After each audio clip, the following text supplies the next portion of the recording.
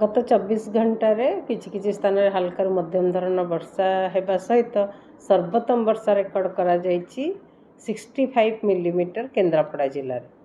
आगामी 5 दिन का वर्षा लगी वर्षा मोस्टली इंटेंसिटी कम रही संभावना रही किंतु कामा जगार इंटेंसिटी भी बेसी रही पारे। आगामी 6 दिन अनेक स्थान में हल्का मध्यम धरण वर्षा होगा सहित किसी जगार प्रबल वर्षा भी आंभा जगार हबार संभावना रही। आगामी 24 घंटा वर्षा सहित बिजुली घड़घड़ी हबार संभावना रही किंतु प्रबल वर्षार आगाई प्रबल वर्षार वार्निंग दि जाए नहीं। 13 तारीख ठारू 13 तारीख 14 तारीख 15 तारीख 16 तारीख पर्यंत अनेक स्थान में हल्का मध्यम धरण वर्षा रहा सहित कांभा जगार प्रबल वर्षा हबार संभावना रही। जमती कि आज आगामी 24 घंटा घड़घड़ी आ बिजुली सहित वर्षा हबार संभावना रही जोटा कि मोस्टली आमर उत्तर ओडिशा रे हबार संभावना रही। से लोगों को खास करके ध्यान देवा दरकार।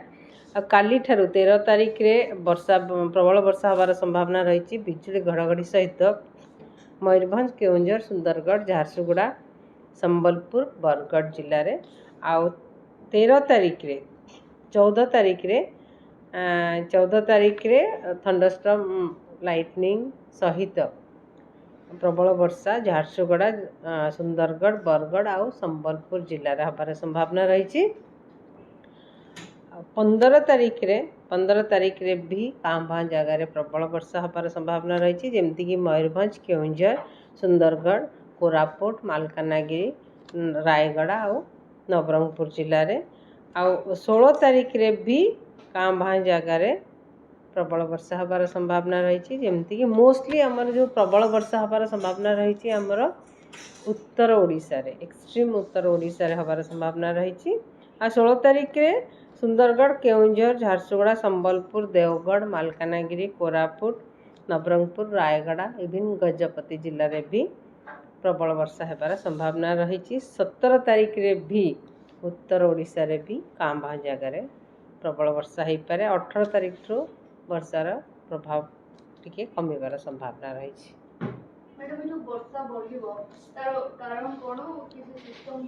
किसी सिस्टम सर्कुलेशन बनी पारे। आज सर्कुलेशन गोटे झारखंड उपर अच्छी जमती कि 5.8 किलोमीटर एबव मीन सी लेवल रू सेठी सर्कुलेशन टा मोस्टली फर्दर एनहांस करिवार संभावना रही।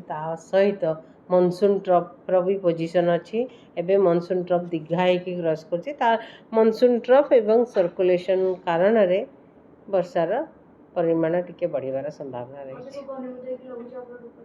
एबे पर्यंत लघुचाप विषय किसी आंकलन करा जायनि किंतु सर्कुलेशन बनी सारी आमर झारखंड उपरे सेटा रही पारे आगामी 4-5 दिन।